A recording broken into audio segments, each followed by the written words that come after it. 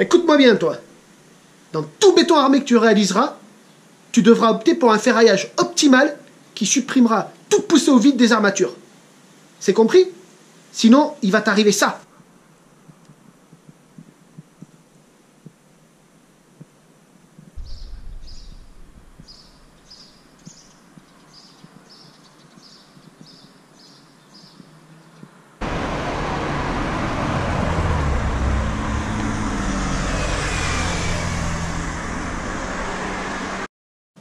Ouais, moi je veux bien respecter les règles de l'art pour faire du bon boulot, mais c'est quoi la poussée au vide des armatures? Elle est pas con cette question. Je vais sortir quelques feuilles, quelques crayons et...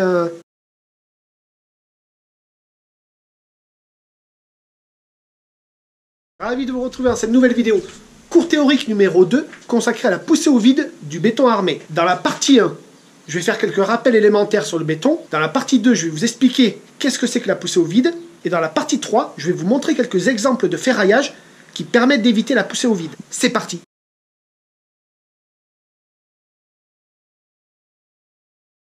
Allez, c'est parti pour ce deuxième cours théorique consacré à la poussée au vide des armatures dans le béton armé. Alors, on va commencer cette vidéo par quelques rappels élémentaires. Un béton, c'est différent d'un béton armé. Dans cette vidéo, je vais parler d'un béton ciment. C'est quoi? C'est un matériau fabriqué à partir d'un mélange de plusieurs constituants. Ces constituants, c'est de l'eau, du sable, des graviers et un liant. Ici, ce sera du ciment. Il faut savoir qu'il existe plusieurs types de béton. Du béton de terre, qu'on retrouvera sous la forme de pissé ou de torchis, du béton bitumeux, du béton de chaux. L'avantage d'un béton ciment, c'est qu'il a une résistance à la compression importante. L'inconvénient, c'est que sa résistance aux efforts de traction est faible. On va prendre l'exemple de cette poutre en béton. Je viens la poser sur deux appuis aux extrémités. Quand je vais venir appliquer un effort de compression, qu'est-ce qu'elle va faire? Ici, dans sa zone de traction, il va y avoir une rupture. Pareil, je prends le cas d'une semelle isolée sur lequel va venir s'appuyer un poteau. Donc le poteau va exercer un effort de compression. Et s'il y a uniquement du béton que cet effort est important, il y a un risque de rupture au niveau de la semelle, dans la zone de traction. Pour remédier à ce problème, on va utiliser une armature que l'on va noyer dans le béton. Je reprends le cas de la poutre. Je vais mettre une armature dans la zone de traction, une armature dans la zone de compression. Et là, le risque de rupture est maîtrisé. Idem pour la semelle isolée. Je vais venir l'armer avec une armature et le risque de rupture est maîtrisé. C'est ce qu'on appelle un béton armé. Du coup, en rajoutant cette armature métallique, il devient résistant à la compression et à la traction.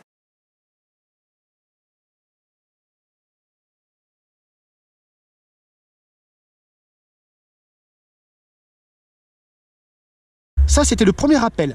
Le deuxième rappel, qui est important, j'ai pris l'exemple d'un ferraillage de fondation d'une maison. J'ai fait du basique, 12 mètres par 6 mètres. Les fondations de cette maison, je vais devoir utiliser ce qu'on appelle de la semelle symétrique, de la semelle plate. Le problème, quand on a des longueurs importantes comme celle-ci, c'est qu'on va devoir poser plusieurs semelles. D'habitude, dans le commerce, ce type de ferraillage est vendu en 3 ou 6 mètres. Donc, dans la partie 6 mètres, ça pose pas de problème.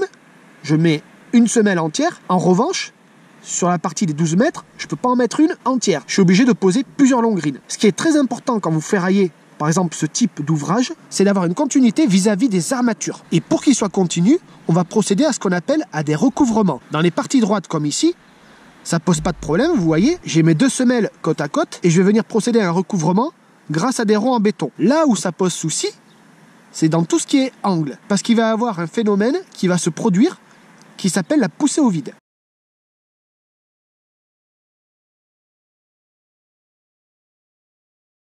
Alors, comme je le disais en début de vidéo, il convient d'adopter un mode constructif qui permet d'éviter tout désordre engendré par la poussée au vide des armatures. Mais c'est quoi cette poussée au vide? Toute armature courbe et tendue exerce sur le béton une poussée dans le plan de la courbure et du côté de la concavité. Un petit rappel, voilà une armature courbe. Le côté concave est ici, le côté convexe est là. Ici, je risque d'avoir ce qu'on appelle une poussée au vide. En revanche, si l'armature est comprimée, la poussée est exercée du côté de la convexité, c'est-à-dire là. Voilà ce que c'est que la poussée au vide. Alors comme ça, c'est pas trop parlant, on va prendre un exemple sur un ferraillage. On va revenir sur le ferraillage de l'angle de la fondation dont je vous parle précédemment. Donc là, vous voyez, j'ai mes deux longrines qui sont côte à côte. Comme il faut que j'ai une continuité vis-à-vis de ces deux longrines, je vais devoir procéder à un recouvrement. Et voilà ce que font beaucoup de gens. Je mets une équerre à l'extérieur, une équerre au milieu une équerre à l'intérieur. Celle-ci me pose pas de problème. En revanche, celle-ci, c'est pas bon. Souvenez-vous, qu'est-ce que dit la poussée au vide? Ici, je vais avoir 2 efforts de traction, c'est-à-dire ça va tirer ici et ici. Et là, ça va pousser. Et comme j'ai une paroi de béton qui est mince, il y a un risque d'éclatement là. Et le problème ici, c'est si cet équerre exerce une poussée au vide, va entraîner une réaction en chaîne. Pourquoi? Là, du coup, de ce côté, ça va fragiliser le béton. Donc, il va y avoir une autre poussée au vide ici. Et là, pareil, ça va fragiliser le béton.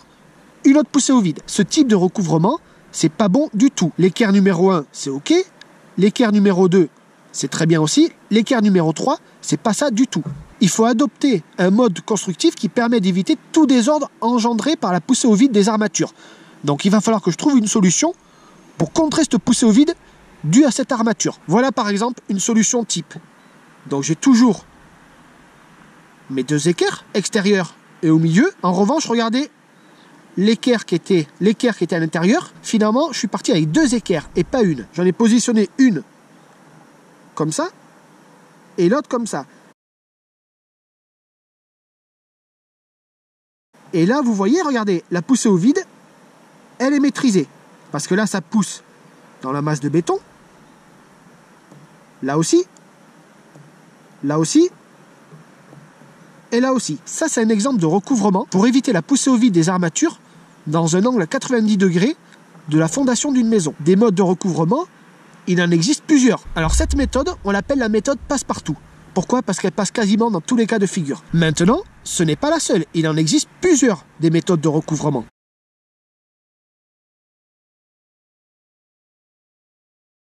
Quelques exemples de poussée au vide à éviter.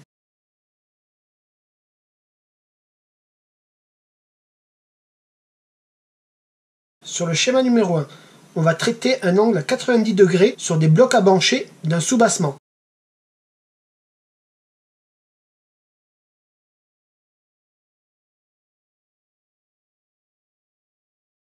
Donc là, on a les fondations, on a le soubassement qui est fait en bloc à bancher ou en parpaing à bancher, et on a le plancher. Et ce qui nous intéresse, c'est cette dernière rangée. Donc voilà comment ça se présente. Ici, j'ai un bloc à bancher et j'en ai un autre ici en retour là. Et souvent, ces blocs par rangée, il y a 2 ou 3 ronds à béton à mettre horizontalement. Donc qu'est-ce qui se passe souvent? C'est que dans un angle, on retrouve cette configuration. 2 équerres positionnés comme cela. Ici, la poussée au vide est maîtrisée. En revanche, ici, pas du tout. Il y a un risque d'éclatement.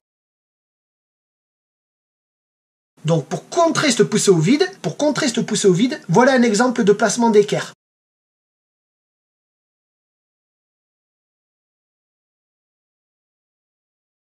Et là, comme on peut le voir,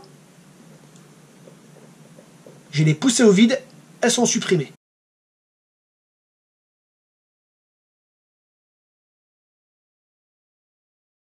Schéma numéro 2. On va traiter un angle à 90 degrés d'un chaînage de murs de maison individuel. Donc là, il y a les fondations, le soubassement, le plancher, l'élévation des murs. Et en tête de mur, souvent, on retrouve un chaînage comme ceci, avec un bloc U. Un bloc U, c'est ça.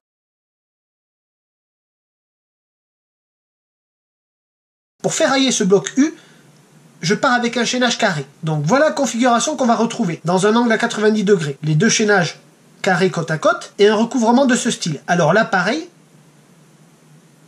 cette équerre, elle est bien.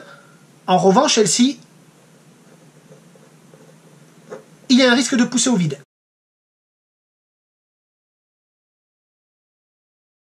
Pour info, quelle que soit votre zone de sismicité, ce type de ferraillage, c'est-à-dire ici j'ai un chaînage, là j'enlève des cadres et je vais enfoncer le 2e chaînage, ça c'est pas bon du tout. Pour supprimer cette poussée au vide, voilà un recouvrement parfait. C'est ce qu'on appelle l'utilisation de U.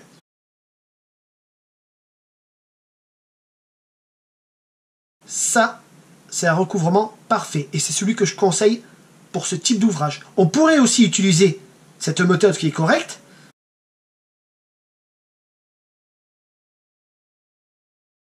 des équerres, mais le problème, c'est qu'on a tendance à accumuler des paquets de ronds à béton. Donc vous voyez, quand vous êtes dans cette configuration, les recouvrements en U sont tip top.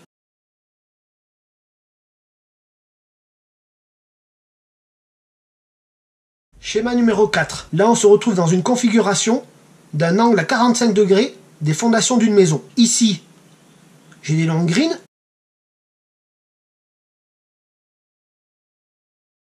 Là, j'ai l'angle à 45 degrés. Et voilà ce qu'on retrouve souvent en recouvrement. Donc, celle-ci et celle-ci ne me posent pas de problème. En revanche, celle-ci, par rapport à la fine épaisseur de béton que l'on retrouve ici, il y a un risque de pousser au vide. Donc cet équerre, ce recouvrement, va falloir le traiter. Voilà une solution de le traiter. Je conserve les 2 premières équerres de recouvrement, et là j'en rajoute 2 au lieu d'une. Comme ceci. Et là, comme on peut le voir, la poussée au vide, attention, ça c'est un exemple parmi tant d'autres. Des possibilités de recouvrement correctes, il y en a plusieurs.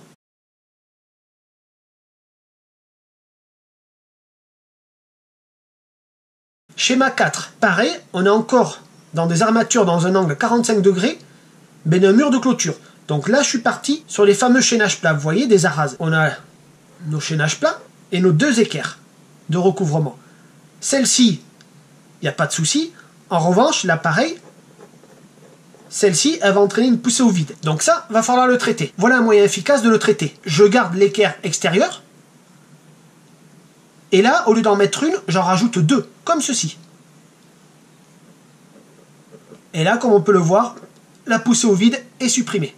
J'espère que cette petite vidéo vous aura plu, vous sera utile. Moi, je pars sur une petite sieste pour digérer la pizza 4 fromages et je vous dis à plus.